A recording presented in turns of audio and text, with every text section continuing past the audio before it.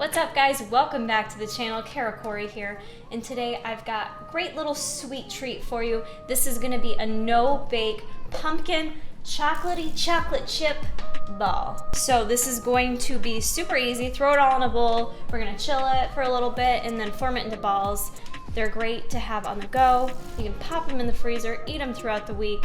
Very great to have on hand. I also am introducing pumpkin already. It is mid-August. It's time to bring pumpkin back into our staples for cooking. It's so great in terms of nutrition, and it's actually a great substitute in a lot of recipes for fat. So make sure you have that on hand, although this is gonna be a higher fat recipe, so don't worry about fat right now. For today's recipe, there's gonna be protein in it, of course. We're going to use the vegan per item protein, and this whole recipe is actually gonna be vegan, but it's up to you if you want it to be vegan or not, but this is gonna add to it that extra chocolatey goodness to it. So to get started, all we need to do is grab our bowl. We're gonna first start with wet ingredients. For pumpkin, I buy the canned organic pumpkin. Do what you want. We're gonna start with a half a cup of pure pumpkin for this recipe. That's gonna give us a nice amount of vitamin A. It's gonna give us some fiber. It's gonna fill us up a little bit more than your average treat, which is what's nice about it. Now, I mentioned using some fat. I am gonna use some coconut oil in this recipe. So I've already melted down 1/4 cup of coconut oil that I'm gonna go ahead and add in there. I like using coconut oil as a fat source. It is a medium chain triglyceride, but it also adds that like coconutty taste versus just using like a butter or something else. So that's why I do like using coconut oil when it comes to like sweet baked goods. We are going to add just a little pinch of baking vanilla. Again, I add this to a lot of recipes. If you guys have watched me before, you know I do, just because it adds that nice flavor. And for sweetness today, for something different, I'm going to use some coconut sugar, which you can pretty much find at any grocery store. If you don't have coconut sugar on hand, you could use a maple brown sugar. Maple brown sugar? I think it's just brown sugar, right? I don't know. Sounded better. But we're gonna add 1/4 cup of the coconut sugar in there. And then to make it a little bit sweeter, I gave you a couple options here. You could do honey, you could do agave, or you could do some maple syrup.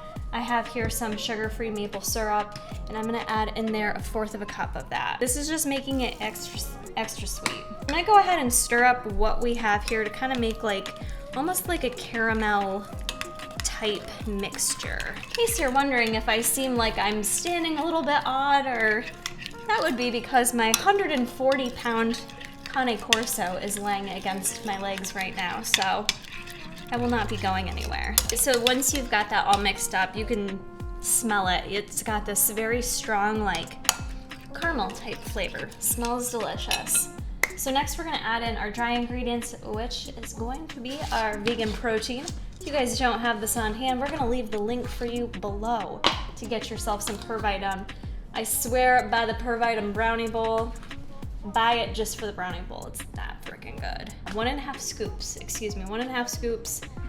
Again, if you're not using this and you're using something different, the consistency, the taste, the texture, all that kind of stuff is impacted depending on what type of protein you use. So just remember that. Next, I'm gonna add in some coconut flour. Again, this is gonna add to the flavor. I also like the texture of coconut flour when it comes to these types of no-bake recipes. They just kind of add a nice texture to it. So I've got in here 3/4 cup of coconut flour. We're gonna dump that in there. And for a little bit of spice, we're just gonna add a couple dashes of salt. And then I'm also going to add in some pumpkin pie spice. Again, just a couple dashes of that to bring out the pumpkin-y flavor. And we're gonna go ahead and mix that up. Before I go ahead and finish mixing this, I'm gonna add in any kind of toppings or mix-ins that you want to this recipe. So since it's gonna be chocolatey, we're gonna add 1/4 cup of mini chocolate chips. And then I also just really love coconut. So I've got here some coconut flakes, again, 1/4 cup. We're gonna dump in there and then finish mixing this around. Once you've got your dough all mixed up, ideally it works best if you chill it for like 10 to 15 minutes just so it hardens up a bit more. It'll make it easier for you to go ahead and scoop your balls.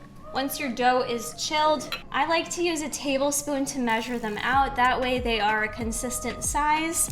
So we're just gonna go ahead, scoop it in. If you want to just use your hands, you can, but I find using a tablespoon makes it a ton easier. So let's just go ahead and scoop these all out.